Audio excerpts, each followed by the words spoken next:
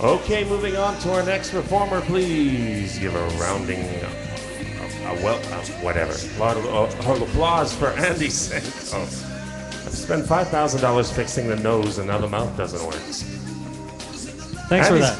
Andy's going to be singing "High on You." You know, I'm not high on anything. No, really. no, not yet. No, it's by Survivor. How's everybody doing? Oh, lots of great singers. This is back to 1984. If you can remember back that far.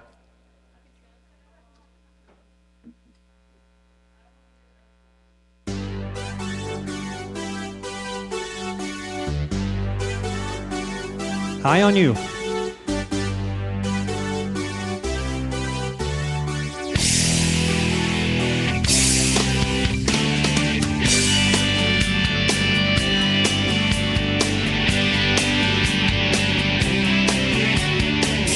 Then you stood without a teacher to look so good and feel so right.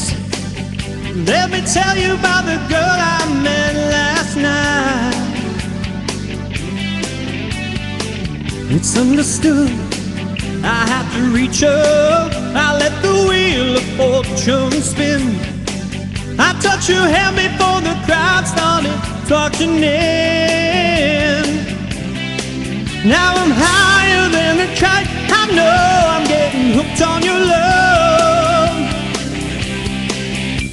Talking to myself, running in the heat, begging for your touch in the middle of the street. And I can't stop thinking about you, girl. I must be living in a fantasy world. I'm so high on you, Martin Coy, a little crazy, the kind of face that starts a fight. Let me tell you about the girl I had last night. Piercing eyes, like a raven, you seem to share my secret sin. We were high before the night started kicking in. Now I'm screaming in the night. I know I'm getting hooked on your love.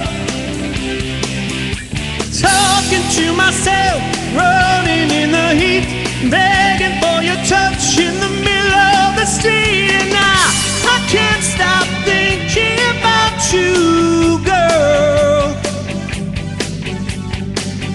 I must be living in a fantasy world.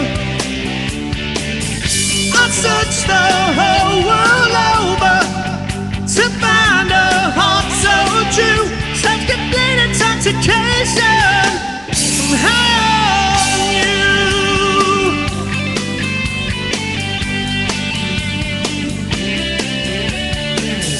There you stood without a teacher to look so good and feel so right. Let me tell you about the girl I met last night. Now I'm higher than a kite. I know I'm getting hooked on your love. Talking to myself, running in the heat, begging for your touch in the middle of the street. And I can't stop thinking about you, girl. I must be living in a fantasy world. I searched the whole world over to find a heart so true, such complete intoxication. I'm high on you.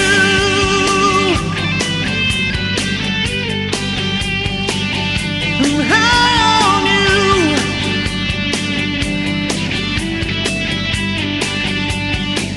I'm so high on you.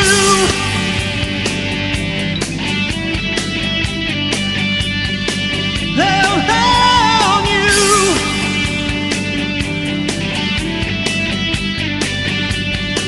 I'm so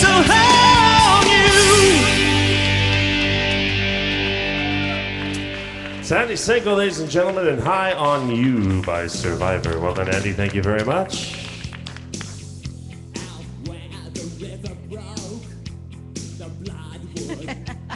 I'm going to start this talk. Andy, the token male in this competition. The flirting worked, yes. Fabulous voice, but you know that. Very good mic technique, but you know that. You're not selling the song, but you know that too. You're not making eye contact with the audience. You're looking at monitors.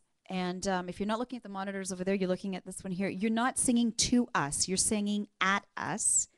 And whenever you are going into your higher register, I feel it's like you brace yourself. It's like you're tightening up. You brace yourself, and then we know when you're going to hit those high notes, because physically it's like you're already tightening up, and you can see yourself how you're coming out to belt it.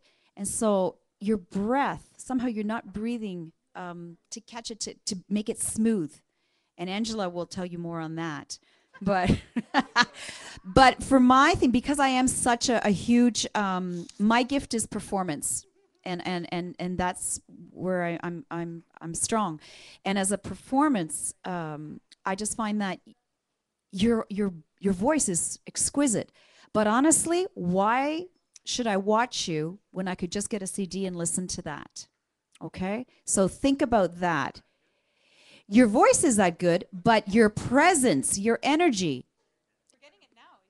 Do you know what I mean? And I'm not trying to be rude here, but I'm telling you the truth. Is if you want people to come out, I don't really know what your dream is as far as a performer, but if you want people to come out to see you, you have to give them a reason to come out to see you. If you're going to sing everything beautifully, note perfect and all this, that's great, but we can buy CDs. We actually don't have to see you in person. So give us a reason why we should come out to see you. You know, really engage us. Hold my attention.